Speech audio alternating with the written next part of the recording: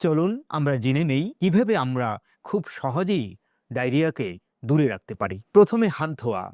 শুনতে খুব সাধারণ বিষয় হলেও এটাই সবচেয়ে শক্তিশালী সুরক্ষা। টয়লেটের পরে এবং খাবার আগে অবশ্যই ভালোভাবে সাবান দিয়ে হাত ধুতে হবে।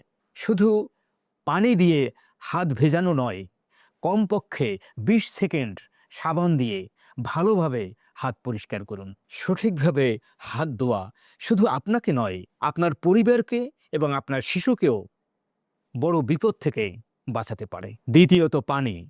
আমরা প্রতিদিন যে পানি পান করি, এই পানি অনেক সময় হতে পারে ডায়রিয়ার প্রধান কারণ। পানি অবশ্যই পরিশোধিত বা ফুটানো হতে হবে। রাস্তার পানির উপরে কখনো পুরোপুরি ভরসা করা ঠিক নয়। মনে রাখবেন, পরিষ্কার দেখালেই পানি নিরাপদ বা জীবাণুমুক্ত নয়। তৃতীয়ত খাবার।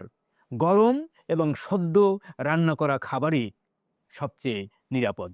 বাসি খাবার, রাস্তায় তেলে ভাজা খাবার, অপরিষ্কার খাবার বর্জন করুন। খাবার সবসময় ঢেকে রাখুন। খাবারে কখনো মাছি বসতে দেবেন না। এবারে শিশুদের কথা বলি। শিশুদের ক্ষেত্রে একটি বিশেষ নিয়ম আছে। ৬ মাস পর্যন্ত শিশুর জন্য মায়ের বুকের দুধই যথেষ্ট। মায়ের দুধে শিশুর রোগ প্রতিরোধ ক্ষমতা বাড়ে এবং ডায়রিয়ার ঝুঁকি অনেকটাই কমে যায়।